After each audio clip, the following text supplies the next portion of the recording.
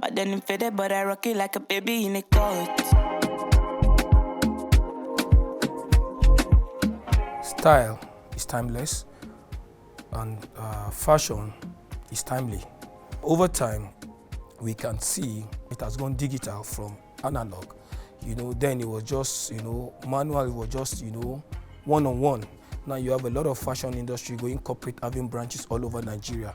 So that is part of what, you can see. And even when you go to check our runway, you will see a diversion or divergence from what we used to have those days to what we have now. And again, when you take example of Adire, Ankara, you can see Adire and Ankara, how it has evolved.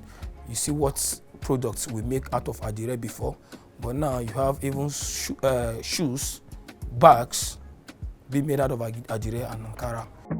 I know you see me drenched in finesse, in finesse. Oh, I'm a fashion killer, yeah. I got much to live out, yeah. When I pass you shiver, yeah. And my ass got thicker, yeah. From haute couture to bespoke fashion, Nigeria unarguably offers premium luxury fashion pieces. The fashion industry is the second largest sector in Africa with a value of $31 billion US. Nigeria takes up about 15% of the African fashion industry.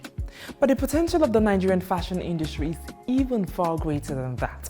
Not only does the Nigerian fashion industry contribute significantly to the nation's economy, Nigeria had the largest textile industry in Africa. This is a position that the Nigerian fashion industry is about to take up fast once again, as Nigerian fashion designers are taking up space on the global stage. I'm so proud to be a Nigerian. Like, I can't even begin to explain how that makes me feel. Like, I'm so proud. Our work is being appreciated. Especially in this era of Instagram, social media, let me say, so to say, it has been one of the greatest exports. And just like our music is being embraced, our fashion too, likewise, is being embraced. And you have people in diaspora, you have a lot of Nigerians in diaspora. They've been able to showcase via party, via events, even other artists, you understand, abroad, international artists are beginning to recognize, you understand. So it's a whole lot of gain and exposure over the past 10, 15 years. Fashion is art, and just like biology and chemistry are different, but they are still science, and a biologist can understand some things in chemistry. That's the kind of thing, that's the kind of connection art and music has. We understand what's going on in music. I can be wearing a piece by a fashion designer, but once the music comes out, I know I'm perfectly dressed, and the vibe of that music is like a different connection. Afrobeat, I'm African, I'm wearing African wears, and the beat is African.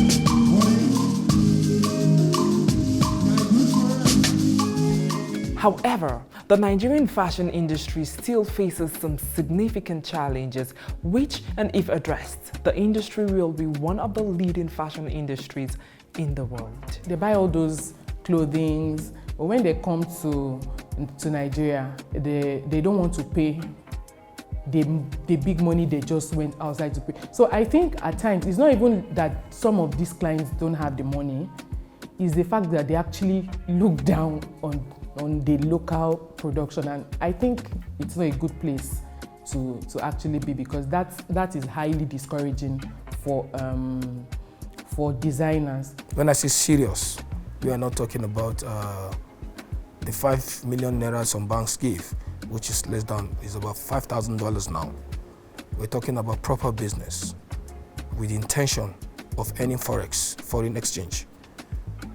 And if you know the number of tailors and fashion designers we have in this country, practically now, for every graduate in this country that wants to go into something, like wants to go private from school, from NYSC, top 3 of what they want to go into is fashion. I got lots of them every day. And they are surviving, but the condition is not conducive. The platform, the environment is strangulating them. Talking about light, talking about access even to visas to give them exposure, talking about even workmanship, craftsmanship, training. I'm not talking about Vodi. I mean, you know who Vodi is. I'm talking about generation that is coming. I am feeling for them. Because if some of the benefit we have, not that benefit from government, benefit of the fact that when we started, we had that beginner's edge. When we started, things were not as difficult as this. Problems are not new to every business. As long as you've put your foot down to run a business, you're going to face challenges. The only thing that will keep you going, regardless the amount of money you have, is your passion. Because there will be lows, and you need lows to come up high, right? So during these times, you just have to, this is where your passion comes to play. The fact that you love this thing and there's nothing you do except this, you will stay. You're going to face funding problems. You're going to face acceptance problem, because you have to, even if you tell somebody, sir, please let me make this clothes for you for free, just for free, if you like it, they still will not give you their fabrics, right? So you have to do so much to make them trust you first. You earn it, and you don't earn trust in a day or two. You earn it with time. When we started, we didn't just start because we wanted to make money. We started because we wanted to export, wanted to make impact, wanted to be unique. Anytime I try to master my craft, I discover that I still remain an apprentice. So with the young people these days, the money should not define you. The success, yes, we want to be successful, but at every point in time, you just have to make research. When you say CEO, this kills you faster than you become successful, in the sense that it gets to you and you forget your essence. And then in forgetting your essence, you lose it. So sometimes I dream and I get scared because I just want people to enter my head and see what I'm thinking of. And trust me, it's not just me. As long as you're a creative in a fashion space, you dream. And then it comes to reality. But sometimes you're scared that your space should accept it. Trust me, it's going to grow. It's going to grow beyond Africa. And people are having plans, making plans to take their brands to no longer collector space anymore outside Nigeria. They want to own stores. You walk into a Leon and Grey store, pick a kaftan or an African tees, or making different things made in Nigeria, outside Nigeria. So yeah, these brands, we're going to grow. Like I said, you wouldn't have a brand importing machineries like this just to produce an outfit and remain stagnant.